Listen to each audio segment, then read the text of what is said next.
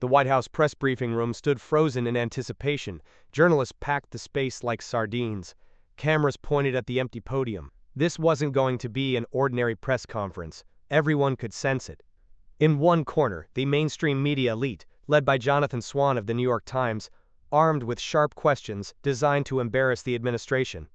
In the other, Karoline Leavitt, the youngest White House spokesperson in American history, representing a president the media had targeted relentlessly. The stage was set for a political bloodbath. Karoline Leavitt emerged from behind the blue curtain, her posture straight and confident. At just 29 years old, she'd already earned a reputation as the administration's most formidable defender, articulate, uncompromising, and impossible to intimidate. The room went silent as she approached the podium, her piercing gaze sweeping across the sea of journalists. The tension was palpable. Today would determine whether the young spokesperson could withstand the coordinated pressure of America's most powerful media figures, or crumble under their relentless scrutiny. If you're curious to see how this modern-day David and Goliath story unfolds, stay with us until the end. You'll witness one of the most dramatic confrontations in political media history, a battle that would redefine the relationship between the White House and the press corps. Jonathan Swan rose to his feet, adjusting his glasses with practiced precision. The veteran New York Times reporter was known for his surgical questioning style that had made politicians and spokespeople squirm. A hush fell over the room as he cleared his throat, his expression betraying a hint of smug confidence. "Miss Leavitt," Swan began, his voice cutting through the silence. "President Trump ordered the Justice Department to investigate Chris Krebs, the former cybersecurity official who debunked 2020 election fraud claims. This comes years after Trump fired him for telling the truth. How is this not a blatant abuse of power, a personal vendetta cloaked in presidential authority?" The question landed like a grenade. Liberal journalists exchanged knowing glances. Some began typing, assuming they already knew the story they'd be filing. Trump spokesperson struggles to defend vindictive investigation. Karoline Leavitt didn't flinch. She stood motionless for 3 calculated seconds, her gaze locked directly on Swan. When she finally spoke, her voice was cold steel. "Mr. Swan, let's clarify the issue," Leavitt began, her tone measured yet razor-sharp. "President Trump's directive regarding Chris Krebs is not personal, it's about accountability. Krebs, as a public servant, had a duty to protect the transparency of elections, but he hastily dismissed legitimate concerns from millions of Americans without thorough investigation, undermining trust in the system at a critical time." She leaned forward slightly, her intensity building. "The president, elected by voters to protect the nation, has the right to demand a review of those actions. This isn't revenge, it's about upholding justice." Leavitt paused, then suddenly shifted to offense, her eyes narrowing at Swan. "I'm surprised that a journalist like you, working for the New York Times, would choose to twist the truth to serve a left-wing narrative. Why don't you ask about the shady investigations under Biden's administration targeting American citizens just for supporting Trump? Or does that not fit your script?" Swan's composure cracked momentarily. He opened his mouth to respond but found himself stuttering. "But what about targeting a specific individual?" Leavitt cut him off instantly.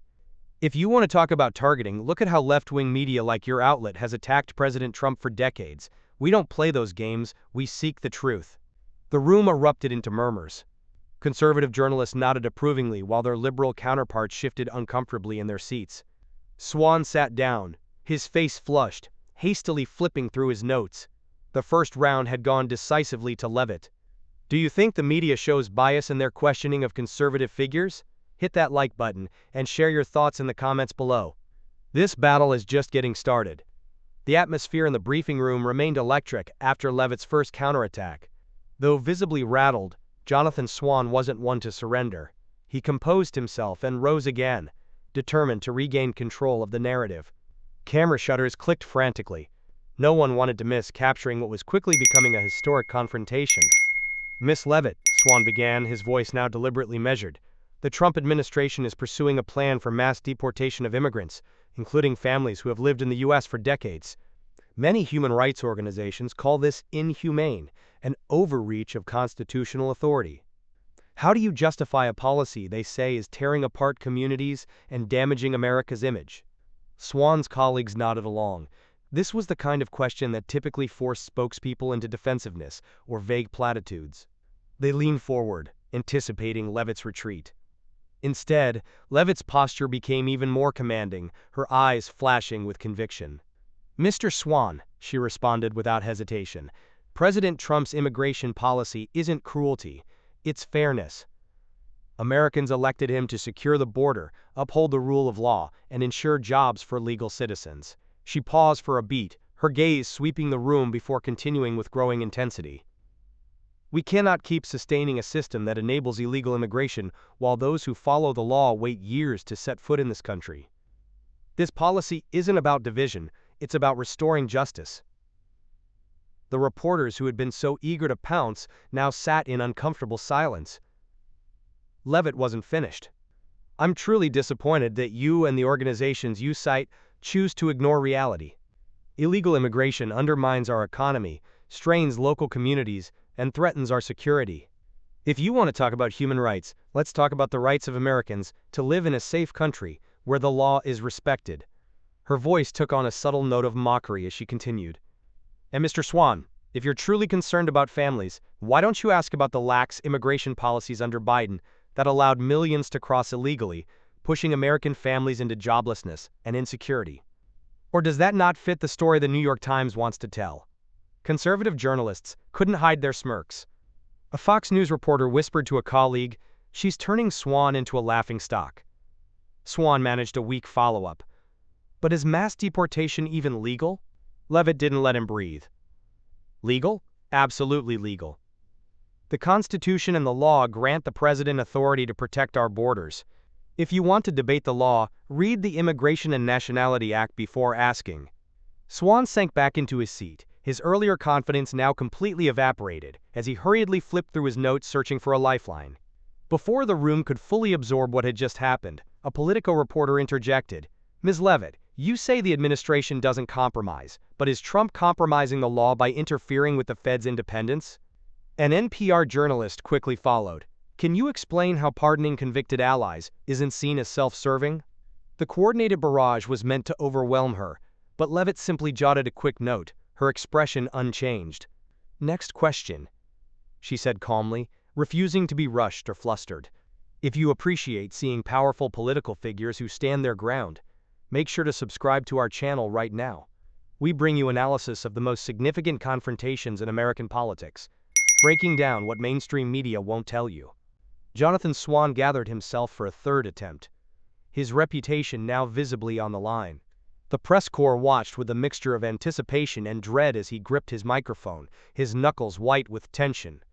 "Miss Levitt," Swan began, his voice now grave and prosecutorial, "President Trump has used his pardon power to free convicted allies, including those tied to cases from his first term. Many see this as cronyism, an abuse of power to protect friends. How do you explain this?" A freelance journalist immediately jumped in without permission. "Yes, and are these pardons a way for Trump to consolidate personal power?" The tag-team approach prompted nods from left-leaning reporters who hoped Levitt would finally be trapped between these compounding questions. Levitt's eyes narrowed slightly as she gazed from Swan to the freelancer who had interrupted. When she spoke, her voice carried an icy precision that sliced through the room. "The pardon power is a constitutional prerogative granted to the president, used by every predecessor from George Washington to Joe Biden," Levitt stated, her tone unwavering. "President Trump uses this power to correct injustices from a weaponized justice system that targeted those loyal to him. Those allies aren't criminals. They're victims of a biased political machine, prosecuted for daring to support the America First agenda." She paused deliberately, letting her words sink in, before continuing with even greater force. "Look at history. President Clinton pardoned his own brother. President Obama pardoned hundreds of drug offenders. But when Trump pardons those politically hunted, suddenly it's, quote, abuse of power? I call that the hypocrisy of the left-wing media."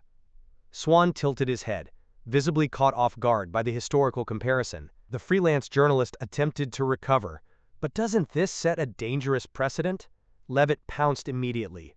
"The danger is when a justice system is manipulated for political revenge. President Trump is breaking that precedent, not creating it." Her voice now resonated with uncompromising conviction. The American people elected President Trump to deliver justice, not to perpetuate an unfair system. If Mr. Swan and his colleagues truly care about power, ask about how Biden's Justice Department targeted parents for opposing education policies. Or is that not the story you want to tell? Swan clutched his microphone, desperately trying to respond, but only managed a weak, "But what about transparency?" Levit didn't let him recover.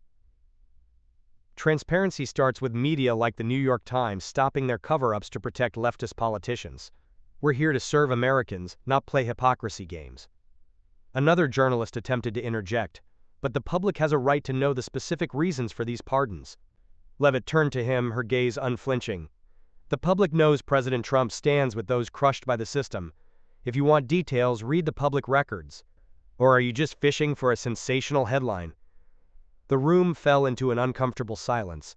Swan's third defeat was now undeniable. The veteran reporter's face showed the strain of a man watching his credibility evaporate in real time. If you're impressed by how Levitt handles these attacks, share this video with someone who appreciates seeing the mainstream media challenged. And stay with us for the final round of this unprecedented confrontation. Swan rose for his final question. The desperation in his eyes barely concealed behind a veneer of journalistic professionalism. The entire press corps seemed to hold its breath. Some liberal reporters still held out hope for a knockout question to salvage their colleagues' dignity. Conservative journalists waited eagerly for what they anticipated would be Levitt's crowning moment. "Miss Leavitt," Swan began, his voice now cautionary like an economist delivering a grave forecast, "President Trump has publicly called for intervention in the Federal Reserve to control interest rates, a move experts call a sabotage of the Fed's independence and an abuse of economic power. How can you justify this action when it threatens the global economy?" Before Levitt could respond, two freelance journalists jumped in simultaneously. "Yes, and is this Trump's way of trying to control everything regardless of the consequences? What do Americans gain from this?" The coordinated attack was meant to confuse and overwhelm Levitt with a complex economic issue. The press corps leaned forward, sensing potential vulnerability. Levitt's response came like a thunderbolt, controlled, yet devastating. "Mr. Swan and those who just asked," she began, her voice commanding the room, "President Trump isn't sabotaging the Fed. He's saving the American economy from the failed policies of unelected bureaucrats. Skyrocketing interest rates under Biden have strangled American families, pushing millions into debt. President Trump, as the voters' chosen leader, has a duty to act to protect people's wallets. Intervening in the Fed is a legal step within his authority to ensure economic policy serves Americans, not big banks." She fixed Swan with an unflinching stare. "I find it odd that you call this abuse of power, yet stay silent when the Fed, an agency unaccountable to voters, freely makes decisions that drive inflation to record highs. If you want to talk about consequences, talk about Americans losing their homes due to runaway interest rates. President Trump is standing up for them." The financial journalist attempted to interject, "But the Fed's independence is an economic cornerstone." Levitt cut him off with surgical precision. "Independence doesn't mean untouchable when the Fed fails. The president must act. If you want to defend cornerstones, defend the American people first." Her voice rose with passion as she turned back to Swan. "If you truly care about the global economy, why not ask about Biden's disastrous trade policies that shipped millions of American jobs overseas? Or is that not the story the New York Times wants to report?"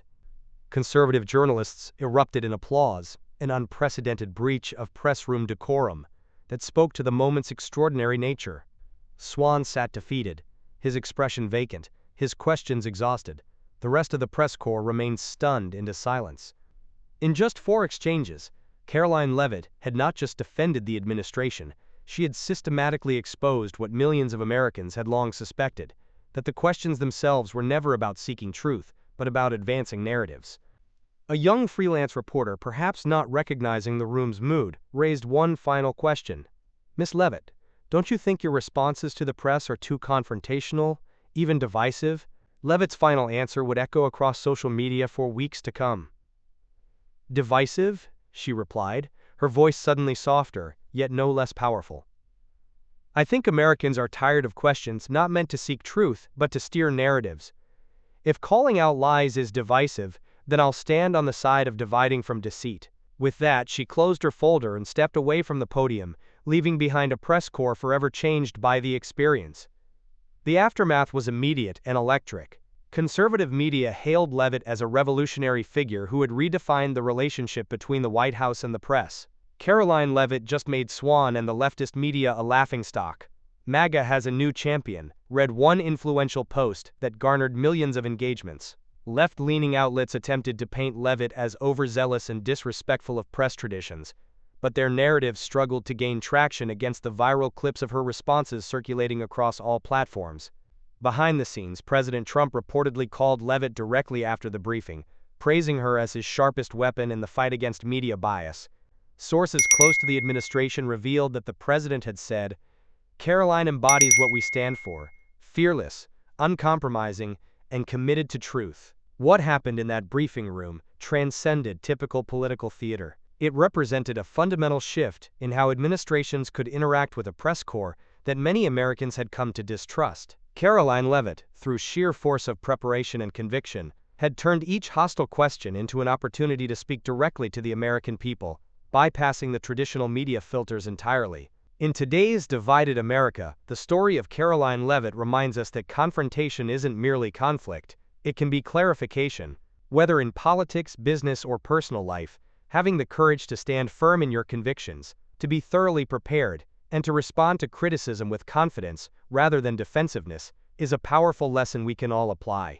Leavitt's approach, researching deeply, maintaining composure under pressure, and refusing to be derailed by loaded questions, offers a template for anyone facing criticism or opposition in their own lives. The key is not to avoid confrontation, but to transform it into an opportunity to articulate your values with greater clarity. Which of Leavitt's responses did you find most powerful? Was it her defense of the Krebs investigation, her stance on immigration, her explanation of the pardon power, or her position on the Federal Reserve? Let us know in the comments below, and don't forget to subscribe for more analysis of the most significant moments in American politics. Until next time, this is Karoline Now, bringing you the stories that matter in American politics. Remember, in a world of competing narratives, clarity is power.